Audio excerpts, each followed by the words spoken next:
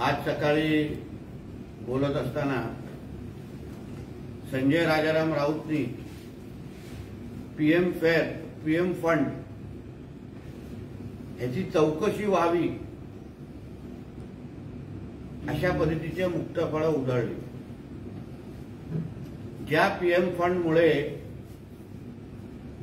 कोरोनामध्ये मोठ्या प्रमाणामध्ये लोकांची मदत झाली, समाजामध्ये मदतीचा हात म्हणून पीएम फंड मोठ्या प्रमाणामध्ये काम करतं, त्या पीएम फंडवर बोट उचलण्याच्या अगोदर उद्धव ठाकरेंचा पीएम फंड, नीट ऐका, उद्धव ठाकरेंचा पीएम फंड ह्याची पण चौकशी व्हावी अशी मी मागणी या निमित्ताने करतो। पीएम फंड उद्धव ठाकरेंचा म्हणजे काय? पाटणकर मातोश्री फंड,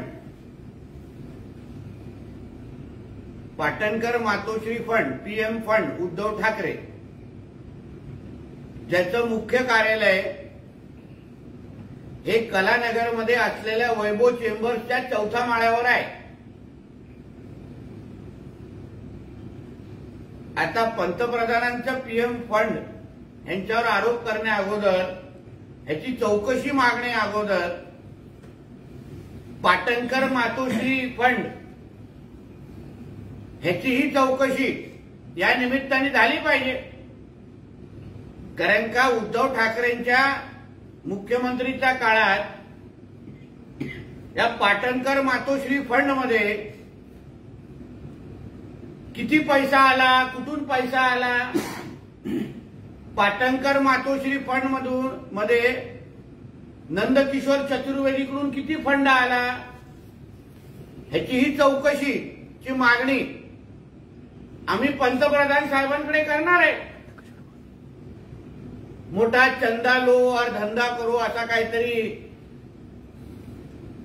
स्वतःच्या एक्स अकाउंटवर या संजय राजाराम राऊतने लिहिलंय। मग तुझ्या मालकाने या पाटणकर मातोश्री फंड मध्ये कुठून चंदा गोळा केला, कुठला काळा धंदा चालू होता? वैभव चेंबरच्या 4थ्या माळ्यावर कुठल्या वहिनी बसतात आपल्या भावाबरोबर, आणि मग कुठल्या मोठ्या मोठ्या डीलिंग तिथे चालायच्या किंवा चालतात, आणि मग जो काही पाटणकर मातोश्री फंड मधला जो पैसा आहे तो कर्जतच्या फार्म हाऊस मध्ये उद्धव ठाकरेंच्या कुठे कुठे ठेवलाय, किती जमिनीच्या खालती खोदून टाकलेला आहे, या सगळ्या गोष्टीची चौकशी पीएम फंडच्या निमित्ताने झाली पाहिजे।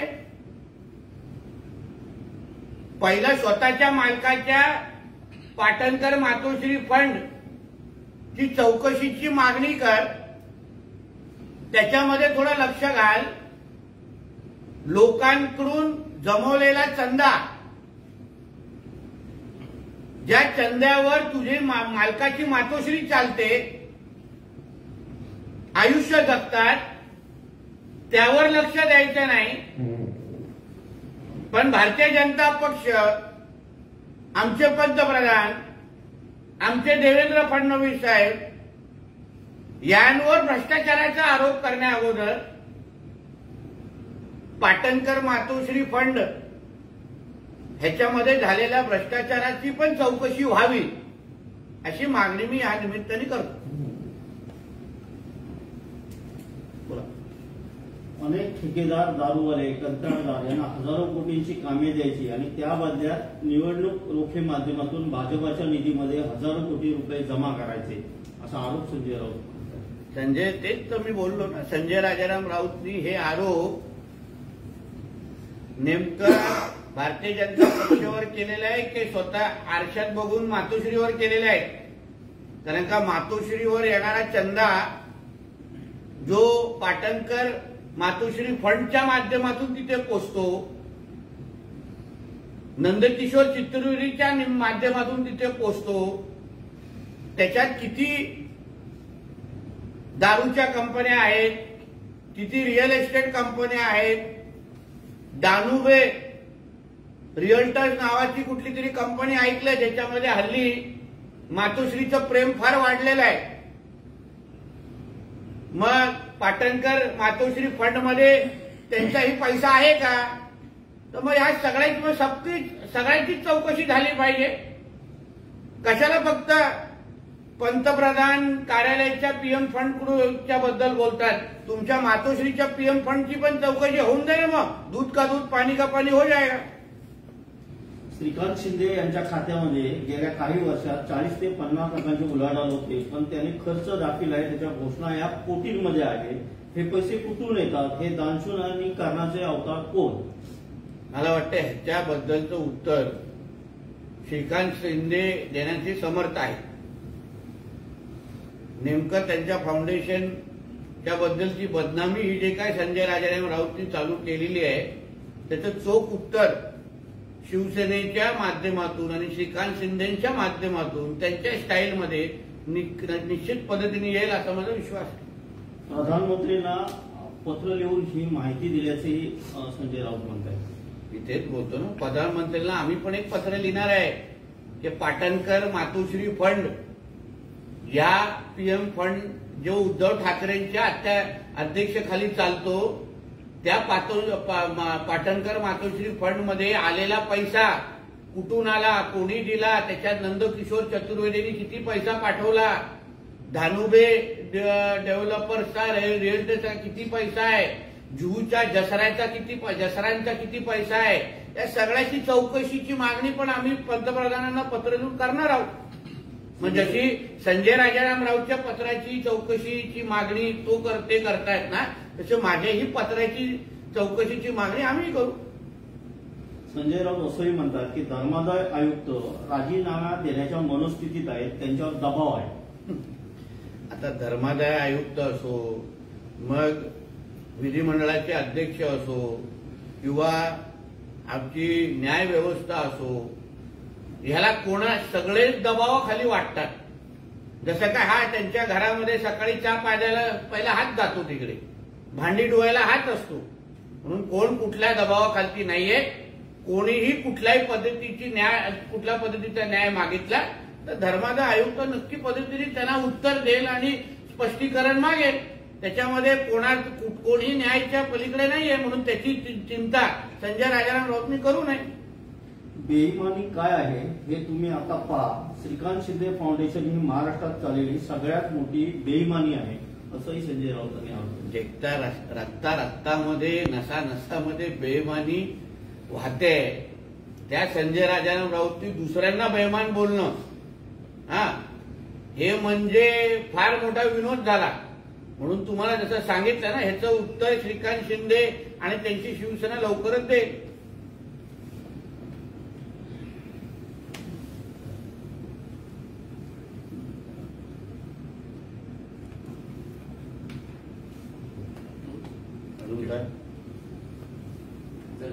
बोला. तेजस्वी घोसाळकरांनी मुंबई पोलिसांवर आरोप केला आहे की सलमान खानच्या घराच्या बाहेर ज्यावेळी गोळीबार झाला तर आता पोलीस यंत्रणा पूर्णतः कामाला लागली आहे. मात्र अभिषेक घोसाळकरांचा तसंच मला प्रोटेक्शन मागितलं असताना देखील मुंबई पोलिसांनी अद्याप प्रोटेक्शन दिलं. त्यांच्या मागणीबद्दलची मला काही माहिती नाहीये, त्या नेमकं काय बोलल्यात. पण जसं मी काल पण सांगितलं, आमचं महायुतीचं सरकार आणि आमचं गृह खातं कोणावरही अन्याय करणार नाही. या राज्यातल्या प्रत्येक नागरिकाची, मग तो कोणी असो, त्याची सुरक्षेची जबाबदारी आमच्या सरकारची आहे आणि त्या पद्धतीचा न्याय मुंबई पोलीस आणि गृह खातं देईल एवढं विश्वासाने सांगतो.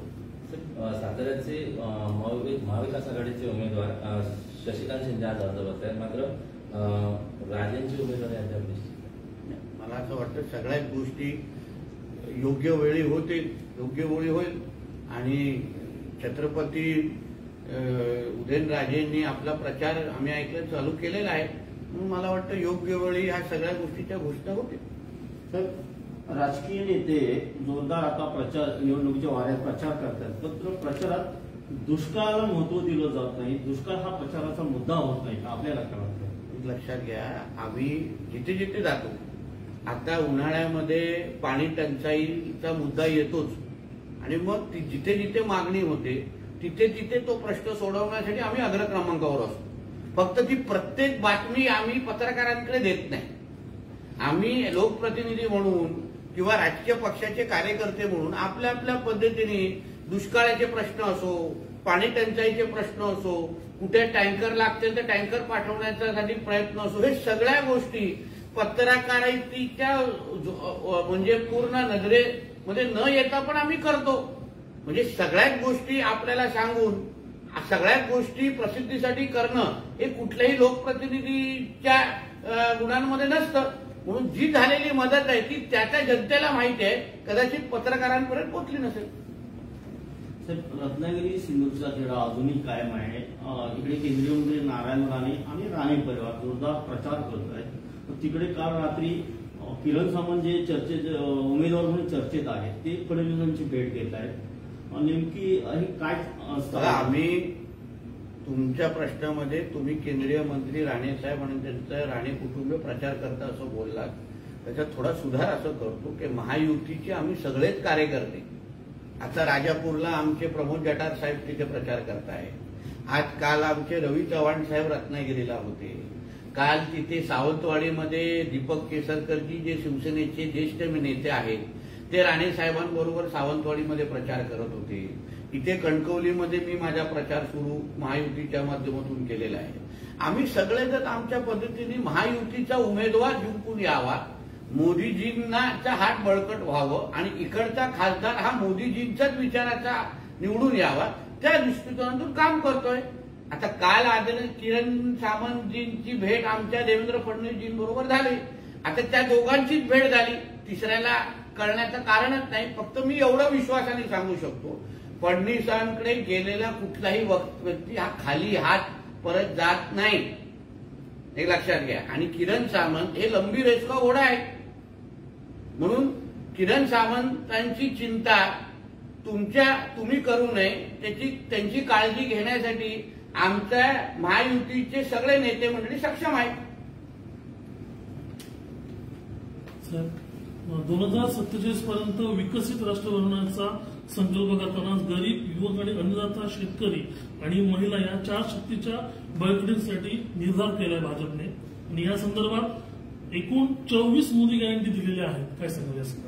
बघा, अतिशय चांगला प्रश्न विचारला. काल आमच्या मोदीजीची गॅरंटी नावाचा जाहीरनामा प्रकाशित करण्यात आला आणि त्याच्यामध्ये 2047 पर्यंत आपला भारत देश हा महासत्ता म्हणून कसा पुढे येईल, विकसित देश म्हणून कसा पुढे येईल, याचे असंख्य मुद्दे त्याच्या अंतर्गत मांडले गेले. म्हणजे आपल्या देशाचा सर्वांगीण विकास, आपल्या देशाला विकसित करण्यासाठी ज्या ज्या गोष्टी लागतील, जे ज्या मुद्द्यांना हात लावायला लागेल, त्या सगळे मुद्दे आमच्या जाहीरनाम्यामध्ये संकल्पपत्रामध्ये आलेले आहेत.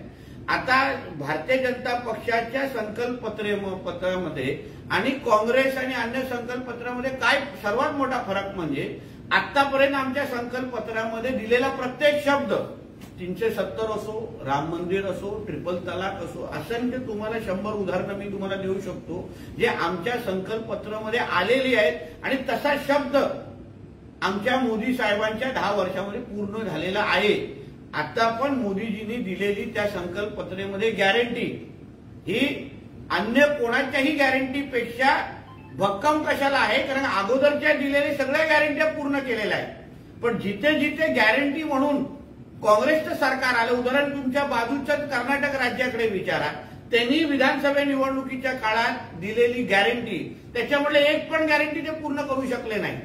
निवडणुकीच्या अगोदर गॅरंटी मागायची, गॅरंटी द्यायची, निवडणूक नंतर सांगायचं आमच्याकडे आता पैसाच नाही गॅरंटी पूर्ण करायचा, ह्याला म्हणतात काँग्रेस.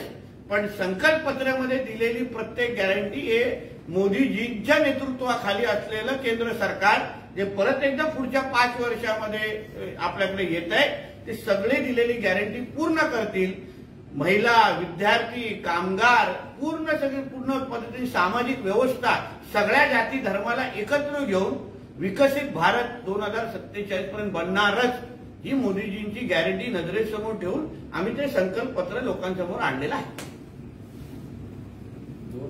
2 दिवसापूर्वी केंद्रीय मंत्री नारायणराव राणे यांची प्रचार सभेमध्ये किंवा महायुतीच्या सभेमध्ये आशिष शेलार यांचा सहभाग होता. त्यांनी एक वाक्य म्हटलं की मी इथला कोकणचा. मात्र त्याच्यावर टीका करताना वैभव नाईक असं म्हणतात की निवडणुका जवळ आल्या की कोकणी असल्याचा हाव आणायचा आणि फक्त प्रचारात ते मुद्दा करायचा. जसं निवडणूक जवळ आल्यावर हे वैभव नाईक मी मातोश्री असल्याचा आव आणतात ना, मातोश्रीवर आपली निष्ठा दाखवतात ना, हे तो तसा विषय नाही. आदरणीय आमचे आशिष शेलार साहेब सातत्याने कोकणासाठी, सिंधुदुर्गासाठी इकडले भूमिपुत्र म्हणून मुंबई असो कोकण असो सातत्याने इकडचा प्रवास करत असतात, सातत्याने आमचे हात बळकट करत असतात. त्यांच्या विधिमंडळातली भाषणं वैभव नाईक अगर सभागृहामध्ये बसण्याची सवय असेल तर, कारण अर्ध्या वेळेत ते शिंदे साहेबांच्या कॅबिनमध्ये असतात, पण अगर सभागृहामध्ये बसतील तर त्यांना कळतील की 10 प्रश्नामध्ये किमान 4 प्रश्न हे आशिष शेलारांचे कोकणावर असतात, कोकणावर विचारतात आमच्या सगळ्यांबरोबर. म्हणून आशिष शेलार जी कोकण आणि सिंधुदुर्गाबद्दलची किती आहेत ह्याची सर्टिफिकेट आम्हाला वैभव नाईकांकडून मिळवण्याची गरज नाही.